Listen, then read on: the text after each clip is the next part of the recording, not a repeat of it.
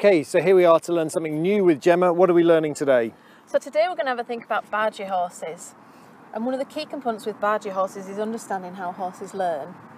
Right. So when we apply pressure to a horse, they should respond to that pressure and they should take either a step forwards or backwards. So your hand might start off in a neutral position, and then if you apply pressure and then release. And you can see Pepsi was a little bit slow to release there, and Pepsi's not too bargee, but certainly with bargee horses, that's what we find. And the better a horse steps backwards, the better they lead forwards, and the less likely they are, to actually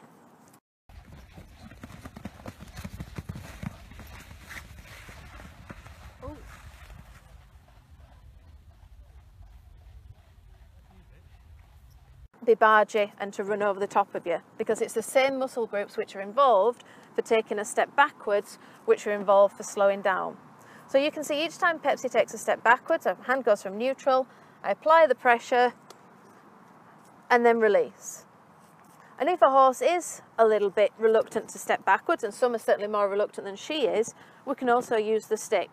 So we can first of all make sure she's not scared of it, then I'm going to put light pressure on, then give her a little bit of a tap and then release. And again, light pressure, and you can see that time she was much quicker to step back. Light pressure, release. And now she's got much lighter because I used the stick a little bit as well. Again, for horses to lead forwards, I'll keep my feet still, so I'm not giving them any cues from my body language. I'll then ask her to step forwards and release as soon as she starts to walk. Right, so why don't you just train her to follow you? That seems more obvious to me. Yeah, and I think a lot of people do that, but one of the problems with that is that's fine when a horse is following you, but then when you go to walk into a trailer or across a drain or into veterinary stocks and the horse doesn't follow you, you've got no way of backing it up. Whereas if you teach the horse to come forwards off of pressure, it becomes a habit. Feel the pressure, I can make the pressure go away by stepping forwards. So it's much more likely to work. And particularly with bargee horses, the horse may stand still, they may lead fine most of the time, but when they do go to barge, they learn to pull through this pressure. Right. Whereas if you teach them that every time you apply pressure on the nose, they take a step backwards and you release. If they do go to barge forward, they'll feel the pressure on the nose themselves, and then they'll immediately slow down or stop.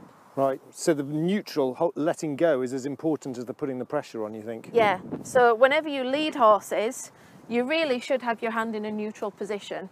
You really don't want to be always just holding them back a bit or always pulling them forward a bit. Okay, and that's a really important thing for any treatment, vet treatment, just holding your horse in everyday life or for treatment by other professionals. Absolutely. And then are we going to have a look at how this applies to trotting up? Yeah, because once your horse leads nicely like this and you start off with just a step or two, then it makes it much easier to trot the horse up under control. So we've come out to the trot up area. What are the key things? Obviously the trot up's an important part of a veterinary examination. Yep. What are the key things, Malcolm, you think for owners to train their horses to trot up? Yeah, so there are so many veterinary visits where we're going to be trotting a horse up and down that to practice this beforehand and make sure it works well is good. The key things, do you want to trot away, is that we're going to trot Pepsi down and at the other end, stop. Don't keep trying to trot round in a circle. Stop, get control, and then trot back again towards us. Trotting in a straight line, not having the horse's head held tightly. She wants to be able to express her head movements so we can see whether she's lame or not.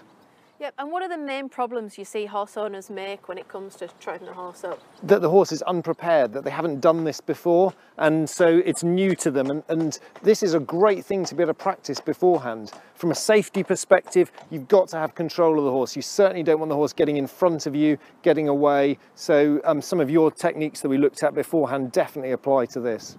So what are the take-home messages, Gemma? So I think we looked at bargee horses and trotting up today. The three things are making sure your horse responds to pressure from the lead rope, and key to that, the second thing is the timing of the release of pressure. And then if you do that, the third thing is you can practice these so that your horse will trot away and back in a straight line and be in control for the vet. Yeah, for me that makes a really big difference. If I come to see your horse